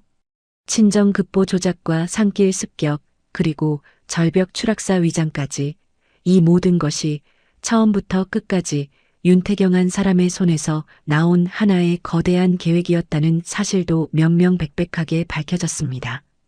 대감, 아니 죄인 윤태경은 어찌 이런 짓을 벌인 것이오? 의금부에서 신문을 맡은 판의금 부사가 물었을 때 윤태경은 한동안 침묵하다가 마침내 입을 열었습니다. 내 딸의 아들이 내 외손자가 만백성 위에 군림하는 임금이 되는 것을 보고 싶었을 뿐이요. 그것이 그리 큰 죄란 말이오? 그의 목소리에는 끝까지 뉘우침보다는 회한과 오기가 뒤섞여 있었던 것이었지요. 하지만 그 야심을 위해 국모의 후사를 가로막고 죄 없는 의원의 목숨을 앗아간 죄는 결코 가벼울 수 없는 노릇이었습니다. 결국 윤태경에게는 중정과 태아를 살해하려 한 죄, 왕실의 후사를 인위적으로 가로막은 죄, 내의원의 기록을 조작한 죄, 그리고 죄 없는 한도윤에게 누명을 씌워 죽음에 이르게 한 죄가 낱낱이 더해졌습니다. 조정에서 오랫동안 세력을 떨쳤던 그였으나 이 모든 죄상 앞에서는 그 어떤 변명도 통하지 않았지요. 도필성을 비롯해 실제 범행에 가담했던 자들 역시 함께 엄한 벌을 받게 되었습니다. 좌의정 윤태경을 삭탈관직하고 그 죄를 물어 엄벌에 처하라. 왕의 명이 떨어지자 한때 조정 최고의 권세를 자랑하던 윤씨 가문은 하루아침에 몰락의 길을 걷게 되었던 것이었습니다. 한편 조정에서는 윤기인이 아버지의 음모를 얼마나 알고 있었는지도 면밀히 조사했습니다. 윤기인은 신문자리에서 눈물을 쏟으며 항변했지요. 신첩은 정녕 몰랐사옵니다. 그저 제 아들이 세자가 되기를 바라는 아비의 마음이려니 하였을 뿐 사람의 목숨을 해치는 흉계까지 꾸미고 계셨을 줄은 꿈에도 몰랐사옵니다. 조사 결과 윤기인은 실제로 살인과 약물 공작에 직접 가담한 정황이 발견되지 않았습니다. 그녀의 야심이란 그저 자신의 아들이 잘 되기를 바라는 어미의 마음에서 크게 벗어나지 않았던 것이었지요. 이에 왕은 아버지의 중죄를 따르기까지 그대로 뒤집어 씌우지는 않기로 하였습니다. 어린 왕자 역시 아무것도 모르는 3살배기 아이일 뿐이니 어떠한 벌도 내리지 않았던 것입니다. 다만 윤태경의 세력이 완전히 붕괴하면서 윤기인의 정치적 영향력 또한 크게 줄어들 수밖에 없었지요. 왕실의 후계 문제도 이제는 누군가 강제로 만들려 했던 구도에서 완전히 벗어나 다시금 정식 절차에 맡겨지게 되었던 것이었습니다. 조사가 완전히 마무리된 뒤 왕은 마침내 가장 중요한 일을 명했습니다. 2년 전 한도윤에게 내려졌던 왕실 약제 절도죄를 이 시각부로 모두 취소하노라. 그 말과 함께 한도윤의 이름에서 죄인의 기록이 완전히 삭제되었습니다. 한도윤은 이제 왕실 약제를 훔친 도둑이 아니라 국모에게 가해지던 음모를 알아내고 이를 밝히려다 목숨을 잃은 충직한 의원으로 다시 기록되게 된 것이었지요. 왕은 그동안 몰수되었던 한도윤 가문의 재산 중 남아있는 것들을 모두 찾아 산이와 달래에게 돌려주라 명했습니다.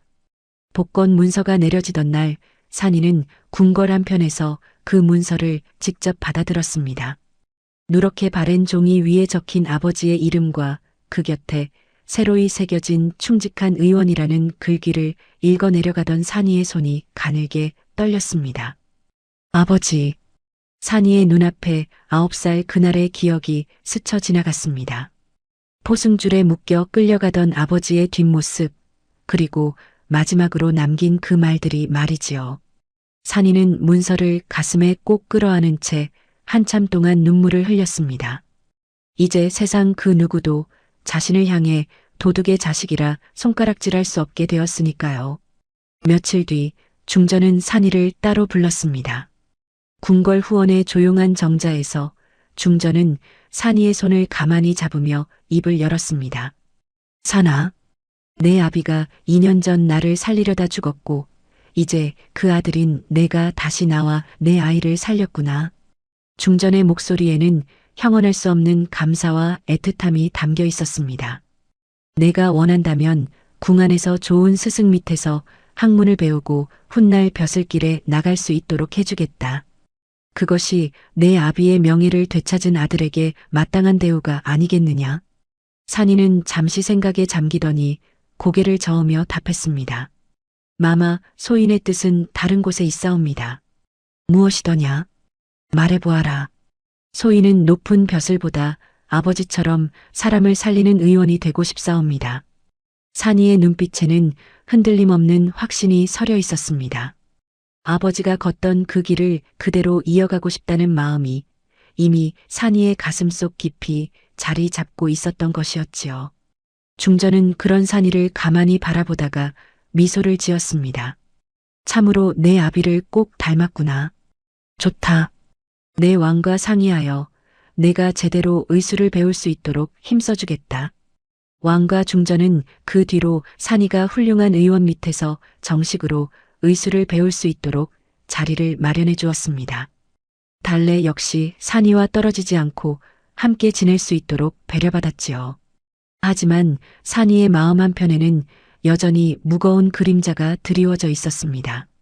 아버지의 명예는 되찾았으나 자신을 친손주처럼 거두어 키워준 임석호는 끝내 살아 돌아오지 못했으니까요. 마마, 한 가지 청이 있사옵니다. 산이가 조심스레 입을 열었습니다. 말해보아라. 소인을 키워주신 임석호 어르신을 잊지 말아주시옵소서. 그분이 아니었다면 소인과 달래는 진작 세상을 떠났을 것이옵니다. 그리고 마마께서도 그 산속에서 목숨을 부지하기 어려우셨을 것이옵니다. 중전은 산이의 말에 고개를 끄덕였습니다. 실은 그녀 역시 석호의 은혜를 단 하루도 잊은 적이 없었던 것이었지요. 내 어찌 그 은혜를 잊겠느냐? 반드시 갚을 것이다. 왕실에서는 임석호의 희생 경위를 다시금 면밀히 조사했습니다. 그가 끝까지 중전의 위치를 밝히지 않고 자객들을 반대편 산길로 유인하다 목숨을 잃었다는 사실이 확인되었지요. 왕은 이름 없는 산골 약초꾼이었던 그를 국무와 왕실의 후사를 살린 의인으로 정식 기록하도록 명했습니다. 시간은 흘러 어느덧 계절이 2번 바뀌었습니다. 중전은 그동안 무사히 임신 기간을 보내며 마침내 산달을 맞이하게 되었지요. 상고가 시작되던 날 온 궁궐이 숨죽인 채 그 소식을 기다렸습니다. 응애. 마침내 우렁찬 아기 울음소리가 산실 밖까지 울려 퍼졌습니다. 대군마마이시옵니다. 건강한 대군마마를 순산하셨사옵니다. 그 소식이 전해지자 궁궐 안은 물론 도성 전체가 큰 경사로 들썩였습니다. 여러 해 동안 후사가 없어 시름에 잠겨있던 중전에게 마침내 적통 왕자가 태어났으니 이 얼마나 감격스러운 일이었겠습니까? 백성들은 저마다 거리로 나와 만세를 부르며 왕실의 경사를 축하했지요. 하지만 중전은 그 기쁨 속에서도 자신과 아이가 오늘 이렇게 살아있는 것이 산이와 임석호의 은혜 덕분이라는 사실을 결코 잊지 않았습니다.